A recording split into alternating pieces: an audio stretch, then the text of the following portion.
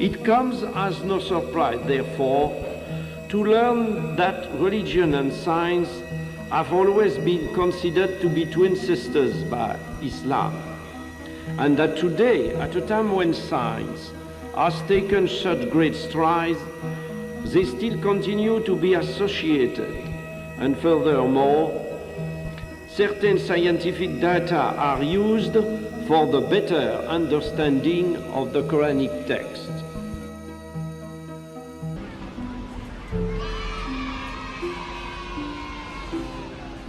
In 1935, I was 15 in a Christian college, and at that time, very important discoveries of necessarily human paintings in caverns in the south of Spain were made, and the specialists said, very likely, these paintings date back to about 15,000 years from now. In my book of religious teachings, it was written that the first appearance of man on earth dated back to about 40 centuries before Jesus. I said to him, what is the credible? The father said me, no, please don't confuse two things. You have the science and you have religion. If there is something which is not in accordance, it's the religion who said the truth. But I told him that it is impossible. It's a well-established fact. The first appearance of man on earth cannot be evaluated to this time. It is impossible. We were educated. Religion said something, and science said another thing. I said to myself, something is going wrong. In the Gospel of Luke, for example, you have between Adam and Jesus 76 generations are mentioned. That is not possible. Exegetes in Christian or Jewish communities think that the religious teachings were inspired to the author of the Bible, but considering the things which are not religious teachings, it's a fact that they wrote according to the ideas, superstition, myth of their time. When I was at that time in approximately in the 40s, received Muslim patients in Paris, and when I had the opportunity to speak with many of them concerning their religion. For me, originally, I thought that the Quran was the work of a man. I took the decision to learn Arabic in Paris. I was 50 exactly at that time. The students are able to read the parts of the Quran which are not too much difficult, like most of the passages of Surah Al-Baqarah, for example, and at the same time, modern Arabic, like Al-Ayam min Taha Hussein, to compare the Arabic language of the Quran, Al-Fusha, with modern Arabic. That was an excellent thing for us to make a comparison and to feel that the language of the Quran was something without any comparison. When I finished my studies, thanks to God, I was in a position to read the Quran without any preconceived idea. We, at the beginning, without at all a belief in the fact that the Quran might be the word of God. I took notice of a lot of verses.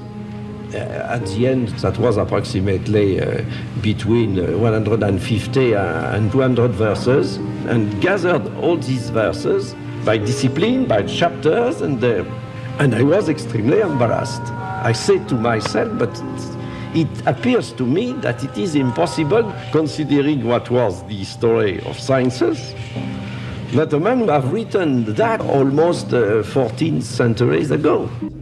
In 1976, for the first time, in a lecture at the French Academy of Medicine in Paris, the word Quran appeared. They were stupefied, and the question which was put was the following one: are you sure that the text of the Quran we have now is the text of the old times. I said them, go to our national library and you will be able to find all texts of the Quran of the 8th century of the Christian era. And you will be in a position to compare the text of that time and the text which is widespread now. This was not an objection, that was a question. This lecture has not have been forgotten. The book appeared in 1976, and now it is a bestseller in France. The 13th edition in French was in preparation, and I have received last year the Golden Book Award. The publisher said me that last year they printed in French 140,000 copies, not including the pocketbook editions to be sent to foreign countries. You do not think that it is a belief in Islam which would have been as the starting point of the thing. Not at all. It is through scientific reasoning. I said the Quran cannot be the work of a man. It's a terrible thing when in your life, when you are almost 50, you have in your mind, you say, but maybe I am completely wrong about the Holy Scriptures, but it's terrible. Alors, I wanted absolutely to improve my knowledge concerning the Quran without any particular aim, not at all. As a medical doctor, particularly attracted to natural sciences and physiology, I must confess that in 1972, when I read the Quran in the original text for the first time, these data concerning man were those which impressed me most. And in view of the state of knowledge in Prophet Muhammad's day, it is inconceivable that many of the statements in the Quran which are connected with science could have been the work of any man.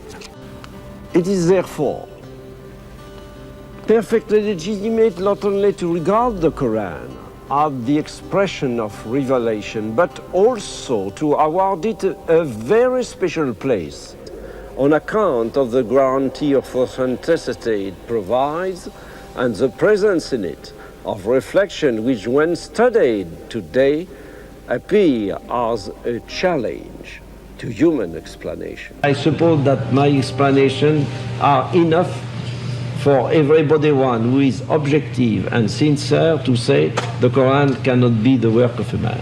Suppose I was born in a Muslim family.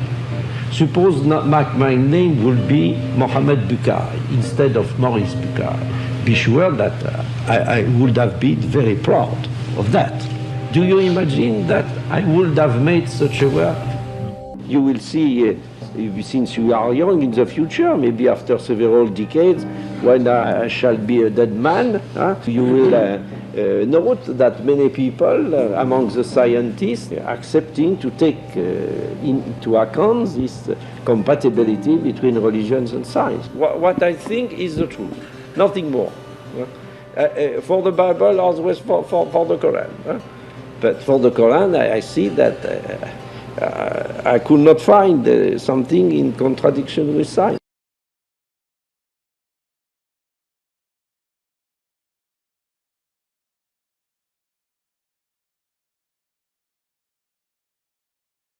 Haman 6 times appeared in the Quran.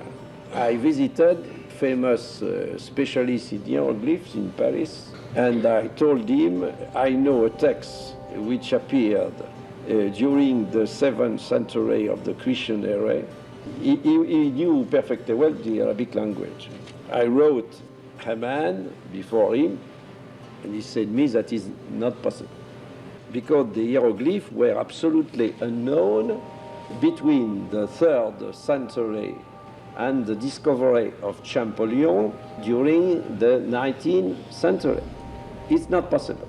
I told him, yes, it's not possible, but maybe you will have another opinion when you will see this Arabic text.